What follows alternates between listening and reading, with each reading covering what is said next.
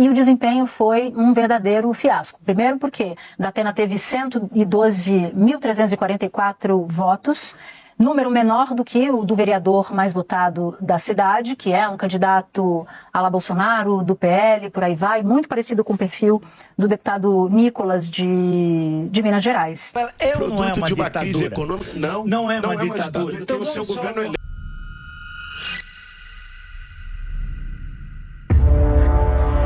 Sente a depressão da Chatuzaneri ao falar que o PSDB sumiu. O PSDB, em termos de eleição para vereador, desapareceu em São Paulo. Não elegeu nenhum vereador. Isso é uma marca muito impressionante. O PSDB tinha decidido lançar a candidatura do Datena justamente para impulsionar a eleição para a Câmara de Vereadores. E o desempenho foi um verdadeiro fiasco. Primeiro porque Datena teve 112.344 votos, número menor do que o do vereador mais votado da cidade, que é um candidato à la Bolsonaro, do PL, por aí vai, muito parecido com o perfil do deputado Nicolas de Minas Gerais. E aí, Ricardinho, acho que a gente podia mostrar que, em termos de prefeitura, no estado de São Paulo, que é o berço político do PSDB, a situação também não foi boa. Exatamente. Vamos analisando em camadas e vai lembrar também ainda na Câmara de Vereadores que antes mesmo da eleição, na janela partidária, havia parlamentares do PSDB que migraram para outros partidos. Então, inclusive o PSD. Exatamente, passado, né? Incluindo o PSD. Vamos aqui para São Paulo e a gente observa exatamente o primeiro mapa do estado de São Paulo com essas prefeituras já decididas, definidas. E, bom, você citou o PSD, a gente já observa aqui, foram 203 prefeituras nessa eleição para o PSD. Em contrapartida, o que tem de diminuição para o PSDB e uma redução muito significativa? Você tinha em 2020 170 prefeituras ali para o PSDB garantidas. E nesse momento, em 2024, só 21 prefeituras, uma queda de 100. Então, o vereador mais votado de São Paulo é uma cópia de Nicolas Ferreira e teve mais votos que o da Pena? Poxa, que pena! Mas você sabe quem é Lucas Pavanato? Você acha legal apoiar bandido para presidente da República? Eu não apoio. O Lula não é bandido? Certamente não. Certamente não. Talvez você infiltrado aqui. Ele foi condenado por quê? Eu sou bandido, mano? Vai fugir com conversão. Você acha que defender ditadura militar é algo antidemocrático? Acho que sim. E você acha antidemocrático o Lula defender a ditadura militar cubana? Você acha que quem defende ditadura é um democrata? Veja bem, defender a ditadura é um direito de Mas é uma postura democrática? Não é democracia. E o Lula que defende a ditadura cubana, não é uma hipocrisia dele? Porque veja bem, militar, inclusive. mas a ditadura ela sempre tem que existir. Só que tem que existir a ditadura? Sim, desde que seja da maioria contra a minoria. Você não acha que é uma hipocrisia usar uma camiseta dessa, tendo em vista que em países socialistas houveram grandes barbáries, como por exemplo o Holodomor, na União Soviética? Se o Lula defende a democracia, como ele apoiou a ditadura militar cubana? Não é uma hipocrisia? Fugiu? Caramba, é só uma pergunta. A gente tá de boa aqui, né? Isso é pra você, se o Lula defendeu a ditadura militar cubana, você continua achando ele democrata? Que isso, cara? Responde. Que isso, vamos conversar. A eleição em Cuba não tem oposição. Um país que não tem oposição é democracia? É que você é burro. Um país que não tem oposição é democracia? Você vem com jargão. Ele não responde porque ele tem medo. A gente corre pela rua, a gente constrói pela rua, camarada. Você acha que o Lula é criminoso? Vocês se orgulham de Que sentido? Ele foi condenado por recepção de propício. Quem você fala? Você é machão? Vamos responder. Quem você fala? Quem? É o Lula. Seu puta do playboy, maluco. Ah, é? E você não? Você orienta, maluco. Foi, Seu mano? puta do playboy. Que isso, irmão? Falando em bolos, a Chatuza teve a cara de pau de dizer que o invasor de casas, depredador de imóveis, terrorista do MST não é de extrema esquerda, mas acha que quem não toma vacina é de extrema direita. Faltam alguns parafusos ali, né?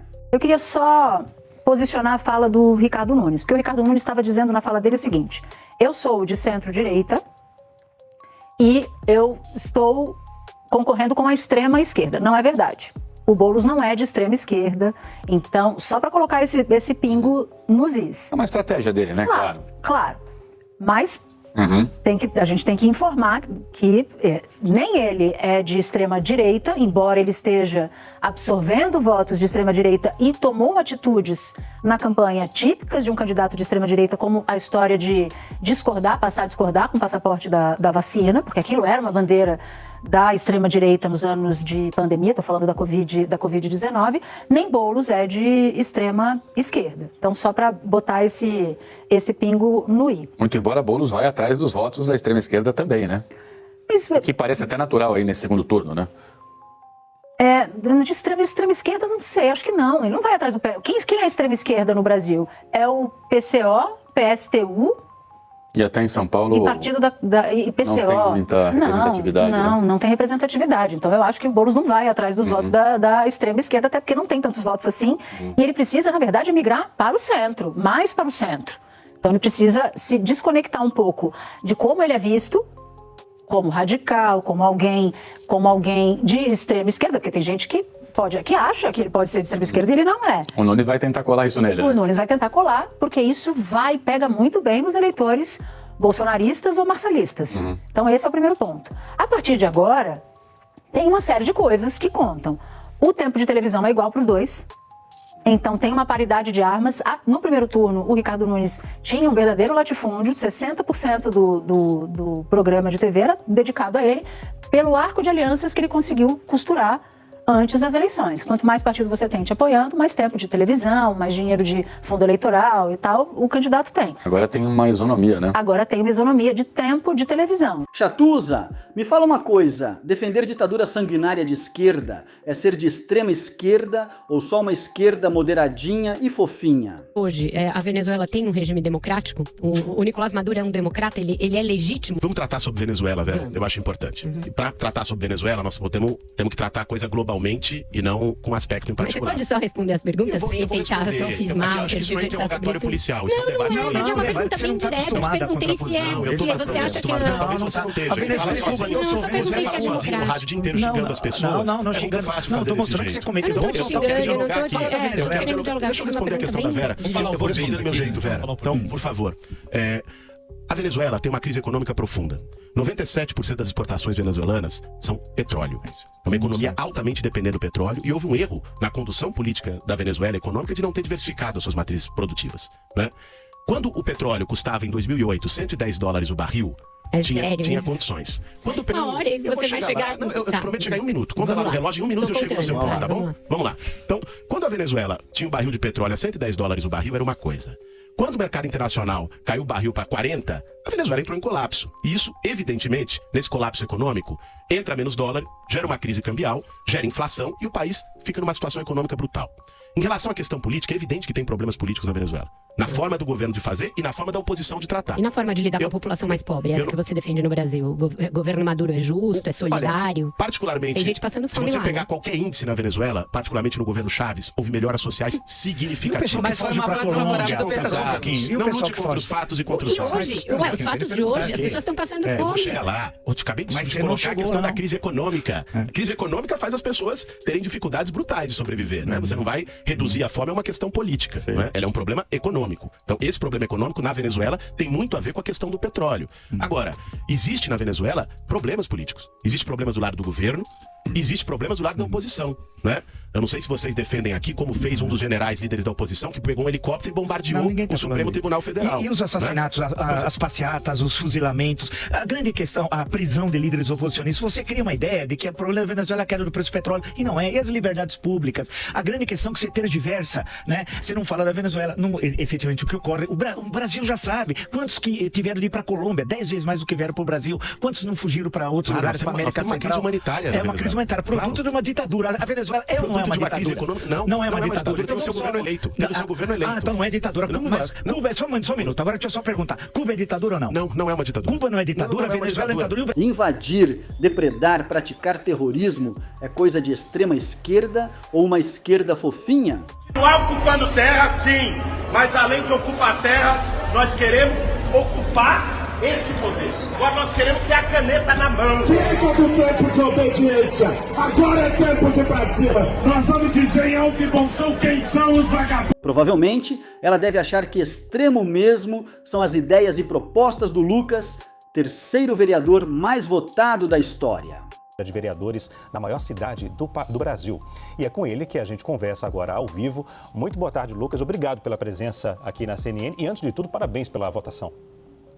Boa noite a todos, até porque todos não existem, e eu agradeço a oportunidade de estar aqui participando desse programa e expondo mais um pouco de quem eu sou e de quais são as minhas ideias. Muito feliz com a votação, não fui só o mais votado do país, fiquei sabendo também que sou o terceiro mais votado da história, e isso me deixa muito feliz e satisfeito em saber que eu convenci pessoas a seguirem para o mesmo rumo.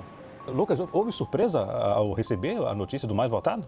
Olha, eu imaginava fazer uma votação acima de 100 mil votos, esperava fazer minha cadeira, até porque eu trabalhei para isso e não é de hoje, faz muito tempo. Mas se eu dissesse para você que eu esperava uma eleição tão grande e uma vitória tão grande, eu estaria mentindo. Fiquei muito surpreso, felizmente surpreso, e agradeço aos paulistanos que confiaram em mim e que me permitiram chegar até aqui, também aos meus aliados políticos aí, Fernando Holliday, que abriu mão do mandato de vereador para me apoiar, Nicolas Ferreira, presidente Jair Bolsonaro, que confiaram em mim e acreditaram que eu podia fazer essa votação e poderia realmente representar os nossos valores. Agora, Lucas, a que você atribui essa quantidade de votos aqui em São Paulo? Eu atribuo primeiro a coerência de princípios, que eu sempre mantive desde a minha última votação, que eu fiz 16 mil votos na capital quando fui candidato a deputado estadual até agora. As pessoas que já me acompanhavam perceberam que as minhas bandeiras não mudaram. Além disso, a campanha de rede social que nós fizemos foi a maior campanha de rede social da história da cidade de São Paulo para um vereador, e eu me orgulho muito disso porque foi muito trabalho, foram muitos debates, muitos momentos de expor as próprias ideias, e dentro disso eu acho que o eleitor ele se identificou com os princípios que eu defendi, que é o combate à ideologia de gênero, a defesa da vida e a defesa dos valores conservadores. Vou chamar a Juliana Lopes aqui para participar também da entrevista. Ju?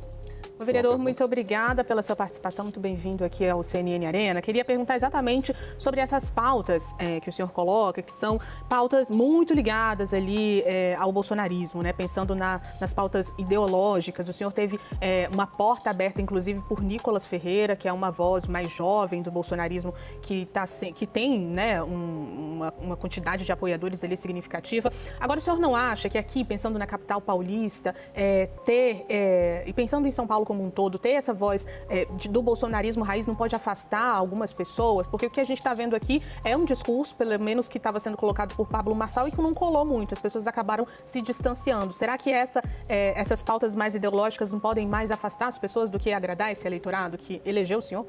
Na verdade, eu acho que esse meu discurso atraiu 161 mil eleitores na cidade de São Paulo, e eu pretendo honrar esses eleitores. Apesar de, durante muito tempo, as opiniões que eu manifesto terem sido marginalizadas por grande parte aí da mídia e da esquerda, ficou claro nessa eleição, acho que o recado foi dado, que na capital paulista as pessoas acreditam sim nesses valores, as pessoas realmente têm coragem hoje de opinar, e quando eu falo a favor da vida, eu estou falando não só por mim, mas por milhares e milhões de pessoas. Quando eu falo contra a ideologia de gênero, não estou falando só por mim, eu estou falando por milhares de pessoas. Quando eu falo em enfrentar os movimentos de invasão de propriedade na cidade de São Paulo, eu estou falando por milhões de pessoas, e por isso eu vou continuar honrando os votos que tive e fazendo o trabalho de manifestar as opiniões que a maioria da população tem e durante muito tempo foi cerceada de falar. Lucas, eu vi algumas de suas pautas, como a proibição do aborto, a proibição de mulheres trans em banheiro feminino. Você também defende uma investigação sobre ONGs que trabalham com dependentes químicos, é isso? Isso mesmo.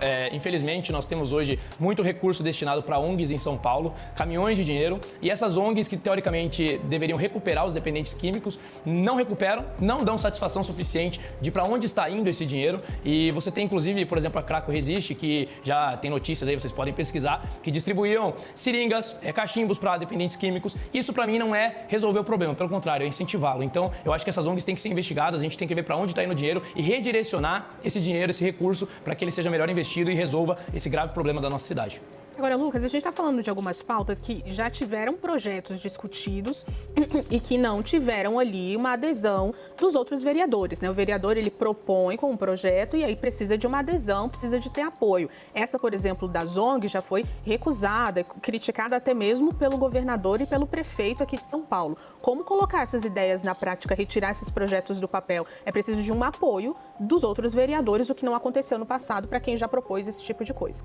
Bom, eu não tenho ciência se o governador e o prefeito já criticaram, mas se criticaram, eles estão equivocados, e acredito que houve uma mudança significativa na Câmara Municipal. Finalmente nós temos uma bancada realmente conservadora e de direita. Nós temos também muitos políticos de centro que podem ser convencidos, e eu vou fazer o máximo possível para que isso aconteça e a gente dê satisfação ao paulistano que paga imposto, porque ele tem o direito de saber para onde está indo o dinheiro dele.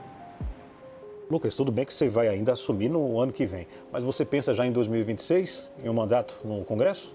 eu deixo a possibilidade em aberto, se for da vontade de Deus, se for da vontade também do grupo político do qual eu faço parte, eu tenho sim, estou aberto a disputar outros cargos, mas por enquanto eu vou focar aqui na Câmara Municipal, vou focar em mostrar por que eu sou vereador, mostrar por que eu defendo os princípios que defendo e mostrar que eu tenho competência suficiente para fazer com que minha agenda avance. E assim que eu provar isso, se abrirem novas portas, eu estarei aberto para elas. Mas eu sou um soldado, principalmente dos meus valores, das minhas ideias e do grupo político ao qual eu pertenço.